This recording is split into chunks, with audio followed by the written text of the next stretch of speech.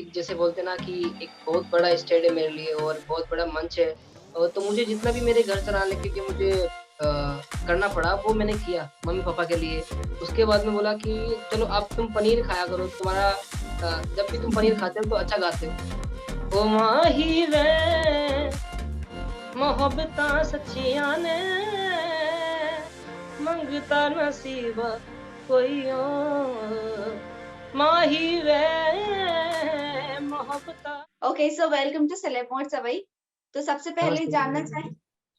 सबसे पहले जानना चाहेंगे कैसा रहा कैसा है आपका इंडियन आइडल का एक्सपीरियंस कैसा है? क्या कहना चाहोगे? क्योंकि आपको इंडियन आइडल पे मोस्ट कंट्रोवर्सी कंटेस्टेंट्स बताया जाता है, कंटेस्टेंट में से एक कंटेस्टेंट बताया जाता है। तो इस चीज़ का आप कैसे लेते हो और क्या कहना चाहोगे?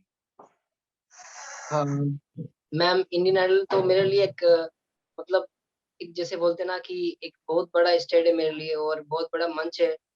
एक मैं भगवान समझता हूँ इंडियन आइडल को कि मुझे इतना बड़ा एक मौका दिया और मुझे एक छोटे से आदमी को इतनी बड़ी पहुँच पे लाने में पूरा इंडियन आइडल का ही सपोर्ट है। और उन्होंने मेरे टैलेंट को समझा तो ये मेरे लिए बहुत बड़ी बात है। तो मेरा बस एक ही ऐसा मैंने कभी सोचा नहीं था कि मैं कभी ऐसे जजेस के सामने गाना गा पाऊँगा और उनको देख पाऊँगा या उनको छू पाऊँगा, ऐसे कभी नहीं सोचा था। पर ये तो बस भगवान का आशीर्वाद हुआ कि इतने महान जजेस के सामने गाने का मौका मिला है और वो मेरी मेरी इतनी इज़्ज़त करते हैं, वो मुझे इतना प्यार देते हैं सारे कंटेस्टेंट और जजेस और ऊपर से इंडियन आइडल भी मुझे इतना सपोर्ट करता है और सारी जनता ही इंडिया के राजस्थान के लोग मुझे इतना प्यार देते हैं, तो बहुत मतलब मैं बहुत खुश हूँ। ओके, पहले आपने काफ़ी स्टेज परफॉर्मेंस किए थे, उसके बाद इंडियन आइडल में मौका मिला। तो क्या कुछ इम्प्रूवमेंट आप में आया या क्या कुछ सीखने मिला आपको? मैंने स्टेज शो तो इतने बड़े-बड़े स्टेज शो तो नहीं किए, पर मेरे गाँव के आस-पास में जैसे जोधपुर हो गया, जयपुर और आस-पास के जो भी गाँव थे उनमें कभी कभी जागरण में जाता था, कभी किसी के कोरस में चला जाता था। तो वैसे मैंने किया है मतलब तो मुझे जितना भी मेरे घर चलाने के लिए मुझे करना पड़ा वो मैंने किया मम्मी-पापा के लिए और कभी-कभी मुझे ढोल भी बजाने जाता था मैं गाँव में। तो हुँ, हुँ। वो अभी तक भी हमारे गाँव में कुछ जजमान जो हम बोलते हैं गाँव के जो अ, हमारे गाँव के जो लोग हैं तो हम उनको जजमान बोलते हैं। तो उनके जो भी शादी होती है घर में, तो हम जाते हैं उनके घर में ढोल बजाने के लिए। फिर वो हमें कुछ अपने तरफ से कुछ ड्रेस वगैरह देते हैं, खाना देते हैं, अनाज-पानी देते हैं। वो अभी तक रिवाज़ है वैसा। तो वैसे मैंने बहुत किया है, मम्मी-पापा के लिए छोटे-मोटे जागरण करता था, घर का खर्चा चलाता था। पर अभी ऐसा नहीं सोचा था कि मैंने कि इंडियन आइडल में मुझे इतना बड़ा मौका मिल जाएगा। क्योंकि ये सब तो मेरे मामा जी की वज़ह से हुआ, मेरे जितने भी मुझे सपोर्ट करने वाले थे, मेरे राजस्थान के लोगों ने मुझे सपोर्ट किया। तो आस-पास के गाँवों में मैं जाता था पापा के साथ में कठपुतली का खेल बताने, तो वहाँ पे किसी लोगों ने मेरे मामा जी को बोला कि अभी इंडियन आइडल स्टार्ट हो रहा है और ये इसमें बच्चे बहुत अच्छा-अच्छा गाते हैं, तो आपके भांजे को भी ट्राई कराओ। ये बेचारा गरीब आदमी है, ये कठपुतली का प्रोग्राम करता है, आस-पास के गाँवों में जा के, तो क्या पता इसका चांस लग जाए। तो ऐसी कुछ बातें कर रहे थे तो मेरे मामा जी ने फ़ोन करके मुझे बुला लिया अपने पास। बुला लिया फिर उसके बाद में उनको किसी ने राय बताई, फॉर्म कैसे बनता है, कैसा है, जो भी है मुझे इतना पता नहीं। हुँ, फिर हुँ, मेरी हुँ। वीडियोज़ भेजी, इनको पसंद आई, फिर इन्होंने मुझे बुलाया यहाँ पे। तो और दूसरी बात ये है कि लॉकडाउन में मेरे पास पैसे नहीं थे बिल्कुल भी। हुँ, यहाँ पे आने के लिए और मैं बहुत शुक्रिया अदा करना चाहूँगा इंडियन आइडल का कि उन्होंने ही मुझे सब कुछ सपोर्ट किया। हुँ। तो अभी तक तो वही ओ करते हैं मुझे सपोर्ट। ओके। सर ऑडिशन में जब पास हो गए थे और फर्स्ट टाइम जब आपको परफॉर्म करना था स्टेज पर, जब इंडियन जी। आइडल स्टार्ट हुआ तो क्या था? नर्वसनेस थी? कितनी एक्साइटमेंट थी? क्या लग रहा था? हाँ, मतलब जब मैं फर्स्ट बार आया था मुंबई में, तो ऑडिशन जैसे जजेस के सामने था मेरा फर्स्ट टाइम, तो मैंने सोचा था कि पता नहीं क्या होगा, क्या नहीं होगा, कुछ बहुत बातें घूम रही थी क्योंकि मेरे सामने कम से कम बहुत अच्छे-अच्छे सिंगर्स गा रहे थे, तो उनको देख के मैं नर्वस भी हो गया कि ये तो बहुत कमाल के गा रहे हैं, पता नहीं मैं कैसे गाऊँगा? मैं राजस्थान का रहने वाला हूँ और मैंने सीखा नहीं है किसी से, थोड़ा बहुत जितना भी पापा से और आस-पास के कलाकारों को सुन-सुन के थोड़ा बहुत सीखा है मैंने। तो पता नहीं मेरे को सेलेक्ट करेंगे या नहीं करेंगे, पर जो भी होगा भगवान के हाथ में और मेरे मम्मी-पापा का आशीर्वाद है। पर मैं गाऊँगा तो एकदम फर्स्ट क्लास ही गा के आऊँगा। अभी टॉप 9 में आपने जगह बना ली हो, कैसे लग रहा है? हाँ, टॉप 15 से अब 9 में आ गए तो ये तो मेरे लिए बहुत बड़ी बात है। बहुत ही ज़्यादा बड़ी बात है और अ, एक मैं मानता हूँ कि मेरे लिए सपना है और यहाँ पे मुझे मेरी ज़िंदगी का एक कहते हैं ना कि एक समय चल रहा है कि आपको हर चीज़ आपको भगवान दे रहा है, उस चीज़ को आपको धीरे-धीरे, धीरे-धीरे निभाना है। बस वही है कि कुछ लोगों की दुआएँ मेरे साथ में और मैं खुद भी इतनी मेहनत करता हूँ कि जो भी मुझे गाना मिलता है तो उस गाने को अपना बना लेता हूँ। उसमें मेहनत करता हूँ और यहाँ पे हमारे म्यूज़िक कोचेस है तो वो भी हमें अच्छे बताते रहते हैं, सिखाते रहते हैं। तो यहाँ पे बहुत कुछ चीज़ें सीखने को मिलती है। फिर मेरे को काफ़ी हो गए इनके मेरे जितने भी कंटेस्टेंट दोस्त हैं उनके साथ बहुत टाइम हो गया यहाँ पे रहते हुए। तो उनको देख-देख के कुछ चीज़ें दिमाग में आ जाती है कि ये लोग कर सकते हैं तो मैं क्यों नहीं कर सकता हूँ। तो वो सारी चीज़ें गाने मैंने हर जॉनर गाना गाया है यहाँ पे और मुझे अच्छा लग रहा है कि मैं हर चीज़ गा सकता हूँ यहाँ पे और पहले से ज़्यादा बहुत ही ज़्यादा एक बदलाव हुआ है मेरे अंदर और आज लोग मेरी मम्मी-पापा को इज़्ज़त करते हैं, मुझे इतनी इज़्ज़त देते हैं तो बहुत बड़ी बात है मेरे लिए। लास्ट लास्ट वीकेंड आप बॉटम 3 में थे। नचिकेत, हाँ। आप और एक थे। तो क्या कभी ऐसे लगा था, उस वक़्त डर लग रहा था कि आप आउट हो जाओगे या ये दोनों में से कोई और आउट होगा?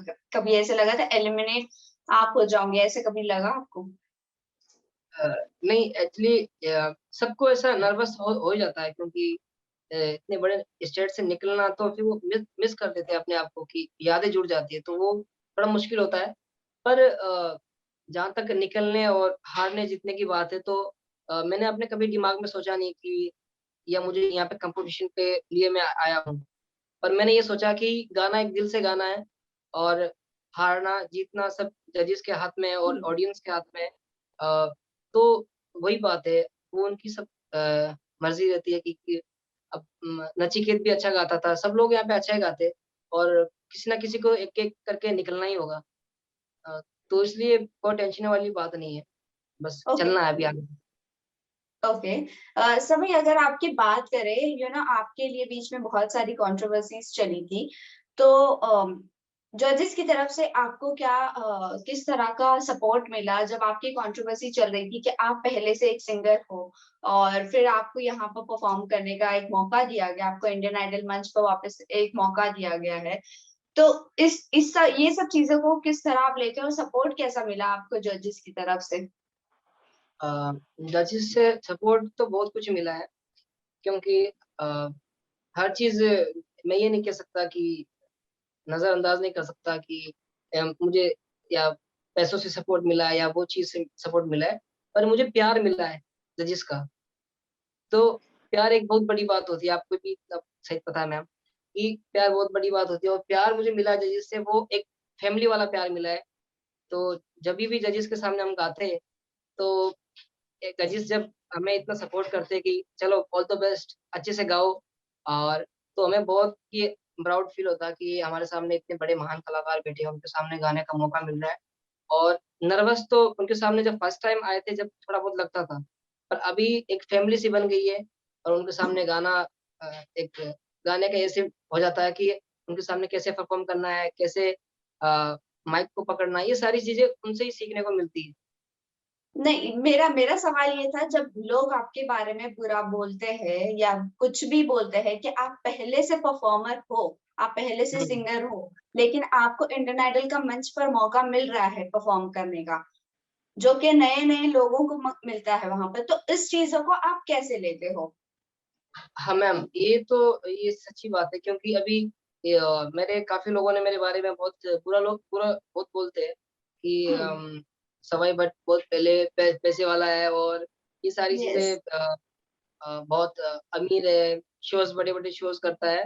तो ये सब हुँ, बहुत झूठ बात है क्योंकि अ, मुझे नॉर्मली जहाँ तक भी मुझे मिला अपने मम्मी-पापा के लिए मैंने बताया अभी आस-पास के गाँवों में मैं जाता था और जो मेरे गाँव में जो लोग रहते हैं और जो मुझे आस-पास के राजस्थान में जितने भी लोग मुझे जानते हैं, वो वो सब लोग भी मुझे ये बोलते हैं कि ये जितने भी लोग हैं देखो कि अगर हुँ, आदमी चढ़ रहा होगा तो उसको उसकी टाँग खींचने वाले कोई ना कोई तो होएँगे ही मैम। हुँ, तो बस वही है कि अभी मुझे इन बातों पे ध्यान ज़्यादा नहीं देना है क्योंकि लोगों को तो ये काम मिल जाएगा कि उसको कैसे करना है नीचे गिराने का। पर मुझे इंडियन आइडल का इतना बड़ा सपोर्ट मिल रहा है और काफ़ी लोग मुझे इतना सपोर्ट कर रहे हैं राजस्थान से, इंडिया में इतने लोग मुझे चाहने वाले हैं। तो हुँ। मुझे प्यार मिल रहा है बहुत, बहुत ज़्यादा प्यार मिल रहा है और मुझे उन बातों पे नहीं जाना है क्योंकि वो बातें अगर मैं सोचूँगा अपने आप को तो मेरा दिमाग खराब हो सकता है और मैं उस चीज़ को सिंगिंग पे मेरे बहुत बुरा असर पड़ हाँ। सकता है। लेकिन सभी ये बात भी आ रही है कि जब आप बॉटम 3 में है नचिकेत के साथ और नचिकेत एलिमिनेट हो गए, लेकिन नचिकेत की जगह आपको एलिमिनेट होना था, उनके फैन्स ऐसे कह रहे हैं। विशाल डडलानी ने भी इस चीज़ का ट्विटर पर जवाब दिया। लेकिन आपका क्या कहना आपको आपको क्या लगता है, क्या आने वाले दिनों में कभी आप बॉटम 3 में या बॉटम 2 में कहीं भी अगर आते हो, तो आप एलिमिनेट हो सकते हो? नहीं, उसमें मुझे मतलब मैं ये नहीं सोचता हूँ कि मुझे एक विनर ही बनना है, मुझे ऐसा कुछ नहीं है। मतलब मैं एक सपना होता है हर किसी का कि मैं इंडियन आइडल जीतूँ और मेरा नाम हो बहुत बड़ा। तो और जहाँ तक आदमी पहुँच जाता है, वही बहुत बड़ी बात होती है कि हुँ, आप टॉप 15 से अगर 9 में आ गए हो, तो ये सबसे बड़ी बात होती है। तो मुझे मैं 9 में भी आ गया हूँ, तो ये मेरे लिए बहुत बड़ी बात है। और जीतना, हारना ये तो सब आपको पता ही है कि सब कुछ ऑडियंस के हाथ में होता है, कुछ जजेस के हाथ में होता है। तो सारी चीज़ें मिला के और निकलना, हारना तो ये सब चलता ही रहता है दुनिया में। ओके। टॉप 9 में हो कंपटीशन और ज़्यादा बढ़ गया है, तो क्या लगता है किसके साथ टफ टफ कंपटीशन होगा आपका? सॉरी मैं समझा नहीं। टॉप 9 में आप पहुँच गए हो, क्या लगता है आपका कंपटीशन सबसे ज़्यादा टफ किसके साथ हो सकता है? प्रेशर बढ़ जाता है, टॉप 9 है तो प्रेशर बट ऑब्वियस बढ़ जाता है। तो क्या लगता है किसके साथ आप कंपटीशन आपका हो सकता है मतलब कंटेस्टेंट में ना कंटेस्टेंट में?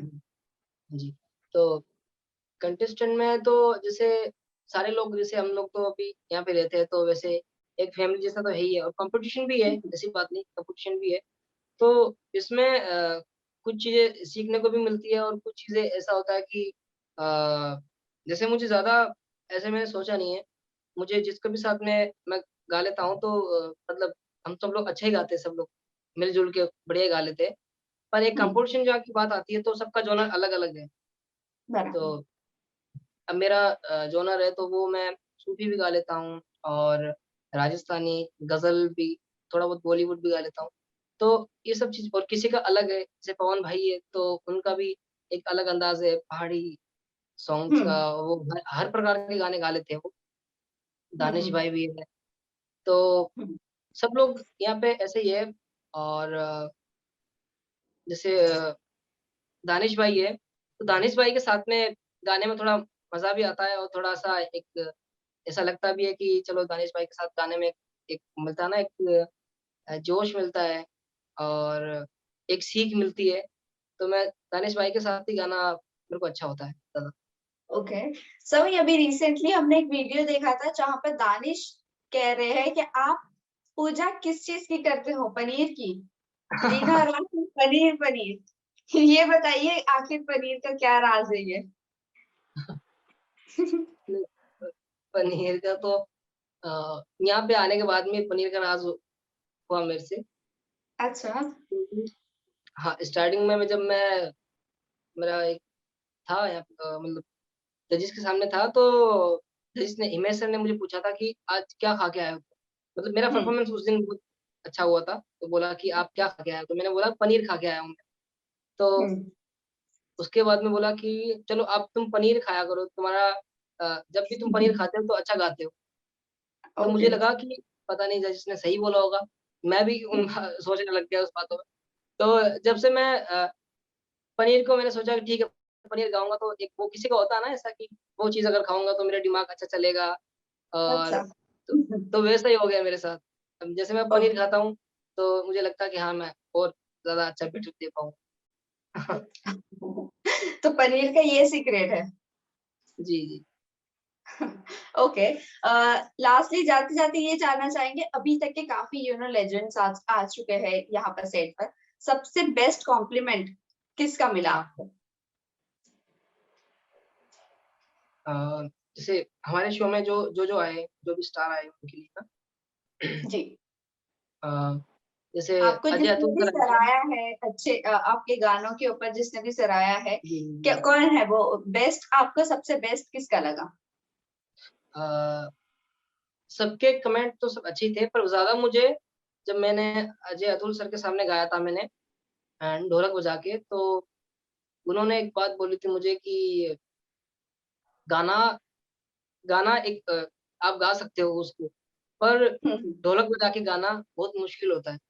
हम्म, अ, और ये बहुत बड़ी बात है कि आप बिना लिरिक्स बोले हुए और उस गाने को आपने अच्छा निभाया। आपसे जितना हुआ आपने उतना अच्छा निभाया उसको और अच्छा पेश किया आपने। और ये मेरे लिए पर बहुत बड़ा एक अजय अतुल सर तो बहुत बड़े एक कंपोज़र है, इतने गाने उनके हिट है, तो उनके सामने मेरा ये परफ़ॉर्मेंस हुआ तो मुझे बहुत ही ज़्यादा अच्छा लगा। फिर अ, एक क्या नाम था उनका? सुभाष घाई जी, डायरेक्टर है वो शायद उनके। तो हम्म, उनके सामने मेरा लंबी जुदाई सॉन्ग हुआ, तो उन्होंने भी बोला मुझे कि एक आवाज़ होती है जो एक तो होती है पर ज़मीनी गायक जो बोलते हैं, वो आपसे आपने ज़मीनी गायकी को भी हासिल किया है।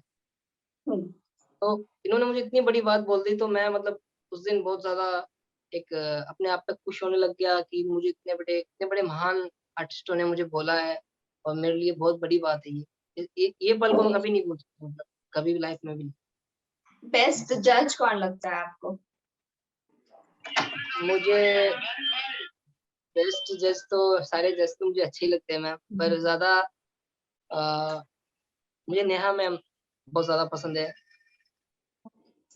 हाँ, अच्छा, अगर वो मौका मिले नेहा मैम के साथ गाने का, तो कौन सा गाना होगा वो गाओगे आप उनके साथ? अगर मुझे मौका मिलता है तो ये तो मेरे लिए बहुत बड़ी बात है, पर अगर गाना मैं उनकी एक तो माही वे अच्छा, तो दो माही वे लाइन सुना दीजिए आखिरी फैंस के लिए। ये वाला गाना जी,